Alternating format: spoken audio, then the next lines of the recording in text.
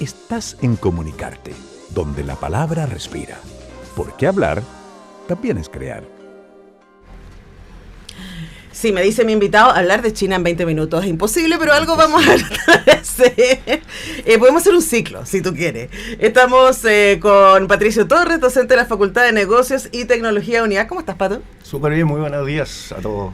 Gracias, Antonella, por invitarme. Ahora, claro, nosotros sabemos que Pato es un hombre muy viajero y que tú pasaste una temporada importante en China estudiando y haciendo clases, las dos cosas. Así es. Haciendo trabajo de campo también para mi tesis doctoral, el año 2017. ¿Y de qué se trataba tu tesis doctoral? La tesis doctoral tenía que ver con el turismo chino. Ajá. Empezaron a llegarnos chinos acá. En ese tiempo yo tenía mi emprendimiento, tenía un hostel. Y entonces empezaron a llegar chinos y comenzaron a darnos muy malos reviews porque no sabíamos atenderlos. Claro, y entonces, una distancia. ahí nace esta pregunta de investigación. ¿Cuáles son sus motivaciones? ¿Cómo es la cultura china? ¿Qué hay que darles para que sean felices y nos recomienden, etcétera? Bueno, Ajá. de hecho, esa misma como curiosidad que motivó tu investigación es algo que hace falta hoy día, según parece ser, en algunos medios de comunicación y algunos colegas, ¿no? A propósito de que Janet Jara, ¿cierto?, es hoy día la candidata del oficialismo para las presidenciales y que ella pertenece al Partido Comunista y el único país hoy día que tiene, podríamos decir, un comunismo productivo. Pues sacan Cuba cada rato, ¿no? Y sacan Venezuela cada rato, pero ninguno de los dos países se autodenomina claramente como países que están viviendo en un estado comunista. Exacto. China sí. Pero tiene un tipo de comunismo que es bastante curioso porque al mismo tiempo está absolutamente insertado en el mercado neoliberal y de hecho parte de los movimientos que hemos tenido en las bolsas y en nuestros propios bolsillos este año ha tenido que ver con la tensión tarifaria entre China y Estados Unidos. Entonces, parte de esta conversación también tiene que ver con que nos ayudes a entender un poco de qué hablamos cuando hablamos de China. Permíteme contextualizar un poquito y después respondo la pregunta inmediatamente. La pregunta es súper amplia, igual. China, el significado del chino mandarín, bueno, China se dice Chongguo. ¿Ya? Chongguo significa el reino del centro. Ellos se han considerado el centro del mundo desde hace miles de años. Ellos han tenido dinastías imperiales por miles de años hasta la última dinastía Qing, que fue por ahí por el 1912 que cae, ¿no? Y comienza la revolución china. Hay un montón de cosas que pasan entre medio, pero lo que quiero señalar es que China siempre ha sido un país rico. China, cuando tú ves los avances que ha tenido tecnológicos desde la creación del papel, la imprenta, hasta la pólvora y la brújula, ellos siempre tuvieron un muy buen nivel de vida hasta que los ingleses narcotrafican, ¿no?, el opio desde la India, que era un territorio de ultramar del Reino Unido, ¿no?, de Inglaterra. Entonces, desde ahí comienza el siglo de la humillación china, ¿ya? Cuando comienza la Revolución China, comenzó y destronó a la última emperatriz Cixi, fue producto de este retraso tecnológico, que cuando ellos miraban hacia sus vecinos japoneses y decían, oye, estos tipos van muy avanzados, los ingleses nos atacaron y nos derrotaron en 2 guerras del opio, producto del retraso tecnológico chino, y como consecuencia de la política, digamos, global que tenía el imperio chino de ser muy cerrado, claro, de no comerciar. Durante muchos siglos, digamos, el feudalismo europeo, llevándolo así unos 10 siglos, que ellos estuvieron cerrados a la economía, porque inicialmente sí eran muy comerciantes a través de la ruta de la seda, 2000 años atrás, claro, pero hubo un momento que ellos pararon el comercio y se cerraron. Entonces, en el fondo, cuando hay esta revolución, ¿no?, China, que ellos, en el fondo, impugnan la protección que debió haberles dado la emperatriz Cixi y el imperio manchú, que fue finalmente quienes gobernaban en esa época, ellos apelan efectivamente al retraso tecnológico, a la religión, por ejemplo.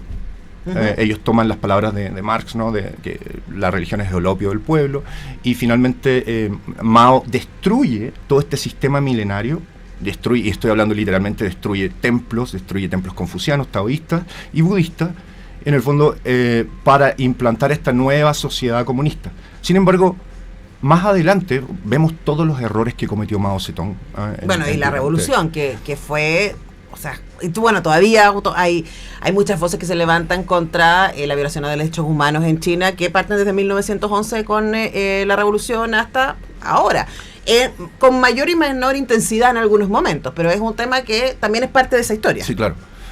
Aunque cuando tú hablas con chinos de derechos humanos, ellos siempre te dicen, a nosotros no nos invitaron a la conversación sobre. Ajá. Y te dicen, o sea, desde afuera. Eso es de Occidente. Acuérdate tú que recién la República Popular China ingresa a la ONU como miembro pleno y miembro del Consejo de Seguridad Permanente en el 1971. Hasta antes, desde el 1949, cuando fue el término de la Guerra Civil China, y se crea la República Popular China como país en 1949, y se expulsan a Taiwán a los nacionalistas chinos, al Kuomintang. Era la República de China o Taiwán quien lideró este espacio global en Naciones Unidas hasta 1971. Ajá. De hecho, fue el presidente Allende, el gobierno del presidente Allende, quien apela y quien realiza lobby internacional en Sudamérica para que se aceptara a la República Popular China como miembro pleno y no a la República de China, que es Taiwán. Ahí hay la República Popular China por una parte y la República de China, que es Taiwán. Entonces, en esa época, Deng Xiaoping, que fue quien continuó el liderazgo de Mao Zedong, él hace una reflexión plena y lo hace a través de una resolución, que son muy importantes para los chinos, estas resoluciones del Partido Comunista, a través de un líder. Uh-huh. La primera fue Mao, la hizo Mao en relación al poder omnímodo que él iba a tener en esta transición hacia el comunismo. En segundo lugar fue Deng Xiaoping, que él dice... Él en esta resolución critica fuertemente a la revolución cultural de Mao, en donde se oprimió a los intelectuales por criticar al modelo, entre otras cosas bárbaras que sucedieron en ese entonces. Cualquier acercamiento al occidente era sospechoso y castigado. Y no se podía criticar incluso los 20 millones de muertos de hambre por inanición que hubo durante el gran salto adelante a fines de los 50 en China. Gente literalmente muriéndose de hambre. O sea, mientras la Unión Soviética ponía satélites en la órbita, los chinos estaban muriendo de hambre literalmente. O sea, y Deng Xiaoping dice nunca más, y critica el maoísmo, y él dice, tenemos que, y él lanza esta frase célebre que dice, no importa el color del ratón, sino la función del ratón, no importa el color del gato, sino que case ratones. Eso es lo que él dice. O sea, no importa cómo lo vamos a hacer, en el fondo, si ocupamos las reglas del capitalismo u otra, pero necesitamos conseguir el desarrollo. Primero necesitamos enriquecernos. Y en una entrevista con Kissinger, en el libro On China, que lo recomiendo completamente, Deng Xiaoping, él dice, para nosotros alcanzar el comunismo van a pasar tal vez 100 años. Lo primero que tenemos que hacer ahora es abrir el mercado, tomar las reglas del capitalismo y comprendiendo que incluso muchos chinos se van a enriquecer primero, pero no importa. Dice, eso va a suceder, pero progresivamente vamos a dar un salto a una sociedad próspera en unos 100 años más, y yo creo que él alargó mucho este periodo, porque al 2049 ya se planifica el centenario de la República Popular China, el 2049, ellos ya tienen en sus metas estratégicas establecidas en relación ellos llaman la prosperidad transversal de los chinos. Que eso es básicamente, déjame ver si te entiendo, la mirada del Partido Comunista Chino vamos a volvernos un país rico y próspero para que en algún momento esa prosperidad llegue a todos y cada uno del habitante de los territorios, que además es un continente entero. Y para eso para llegar a esa prosperidad vamos a usar las cartas que nos da el neoliberalismo y la posibilidad de vincularnos con Occidente bajo nuestras propias reglas, que es algo que han hecho. Una de las cosas que es envidiable y al mismo tiempo cuestionable de la política china es que es un solo partido, entonces no tienen que negociar. No. Como vemos nosotros que pasa en Occidente, donde hay mucha tensión y hay mucha agenda propia y claro, que finalmente esa idea de progreso muchas veces queda empantanada en los egos e inseguridades de nuestro propio mundo político. Tal cual, y el presidente Xi Jinping saca la tercera gran resolución eventualmente el año 2021, en donde él declara 3 aspectos estratégicos primero lanza el pensamiento de Xi Jinping, que ya han sido 3 líderes omnímodos, con poder omnímodo, que primero es Mao, luego Deng Xiaoping y ahora Xi Jinping, que lanza el pensamiento de Xi Jinping. Y él dice, llegó la hora, el año 2021 ocurre algo bien interesante, porque él dice, llegó la hora de comenzar a repartir esta torta. Y él pone mano dura y comienza a poner mano dura a las tecnológicas, por ejemplo. Acuérdate tú que Jack Ma, el líder de Alibaba, en un momento él critica la política económica del banco de la banca china, y él dice, esto parece casas de empeño o hace una alegoría en relación a las casas de empeño criticando el modelo, inmediatamente hubo consecuencias para él, se desapareció el tipo como 3 meses, estuvo perdido. Entonces comenzaron a hablar de esto. Es tiempo de comenzar a repartir la prosperidad, de acabar con los monopolios tecnológicos. Tú sabes que China va muy avanzado con los medios de pago digital, entonces tomaron un poco control de Tencent, que es la empresa que lidera WeChat, por ejemplo, que es como el WhatsApp chino. Y el presidente Xi Jinping además dice, y él habla nuevamente sobre esta prosperidad compartida. Es tiempo de comenzar a repartir la torta. Comienza a poner mano dura, por ejemplo, y comienza a hablar del ocio juvenil que producen, por ejemplo, los videojuegos. O sea, en China se limitó el acceso de los niños menores de edad hasta 3 horas a la semana de jugar videojuegos. El TikTok chino, por ejemplo, el Douyin se llama, el algoritmo es completamente distinto al occidental, donde aquí es meramente ocio, y el TikTok chino, el algoritmo premia por ejemplo, a los campeones de matemáticas, a los campeones de ciencia, atletas. Ese tipo de personas son las que el algoritmo levanta y viraliza. No son estupideces que los muchachos están viendo todo el día. Es un control férreo que tiene el gobierno, porque ellos también tienen el presidente Xi Jinping ha levantado este tema y ha dicho: los jóvenes son el presente y queremos una juventud sana. Y fíjate que cuando yo estaba en el 2017 allá, después de ganarme la confianza con los estudiantes, porque al principio eran muy herméticos, le hice una encuesta y les pregunté, súper simple: ¿en qué nivel de 1 a 10 ustedes son felices en China? Y la encuesta, no sé, éramos 40 alumnos, 95% felices, y el por qué te decían que era porque ellos se sentían, sobre todo las chicas, nos sentimos seguras en China. Y en el análisis cualitativo, o sea, resaltaban términos como: yo puedo salir a comprar a las 3 de la mañana, no me van a matar, no me van a asesinar, no me van a violar, yo me siento segura, y eso ellos lo equiparan como felicidad, ¿te fijas? O sea, para mí fue muy interesante ver cómo ellos... Ahí aparece una discusión histórica que existe entre libertad y protección, ¿no? Entre libertad y control. Y quizás ahí es donde empezamos a ponernos nerviosos, ¿no? Porque uno dice, claro, China ha alcanzado un montón de desarrollo, ¿cierto? Y de mejora en la calidad de vida de sus habitantes, y luego quiero preguntarte por eso, ¿no? Por el día a día, por lo menos como tú lo viviste hace algunos años atrás. Pero por otro lado, hay muchas menos libertades. De decisión, de decir esto es lo que yo quiero hacer con mi vida. Bueno, por ejemplo, cuántos hijos quiero tener. Se cambió esa política. Sí, yo sé, pero por mucho tiempo fue muy definido aquello, ¿no? O, por ejemplo, para viajar, ¿cierto? Para comunicarte. O sea, tengo una amiga china y es como con ella solo puedo whatsappear cuando está fuera de China. Y para ella viajar tampoco es algo tan fácil. Entonces, hablemos también de esas tensiones cotidianas en el ciudadano, que al mismo tiempo goza de beneficios, pero también goza de límites. ¿Los ven? Yo creo que cuando tú no has experimentado la libertad plena, aunque esto es una discusión muy profunda, porque también qué tan libres somos aquí en Occidente. Absolutamente. Sabemos que estamos siendo observados, sabemos que ¿me entiendes? O sea, y además la libertad está cruzada, en caso de Occidente, con tu capacidad de compra. Tal cual. O sea, pero mira, en China, una de las cosas que me llamaba la atención del modelo chino es ellos tienen un concepto que se llama Guanxi, que significa esto de las relaciones.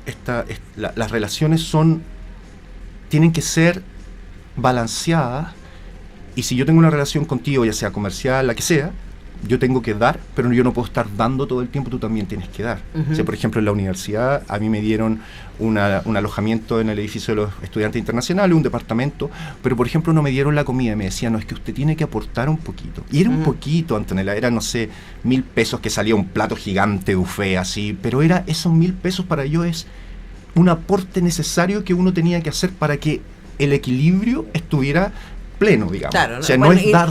Claro, y no se generara esta idea de el estado de bienestar en el que el ciudadano puede descansar absolutamente sin trabajar, que también es un miedo terrible para Occidente. No, ellos, por ejemplo, la carrera universitaria, te estoy hablando del 2017, cuando yo vi los aranceles allá, un médico o un artista o un ingeniero pagaba aproximadamente, traducido a Chile, ¿no? Eran 500.000 pesos el año, ¿ya? El año. Entonces, como una cosa simbólica de decir, el estudiante también tiene que esforzarse un poquito y poner, no puede ser todo gratis, porque imagínate, son 1.400 millones de personas. Sí, claro. ¿Ah?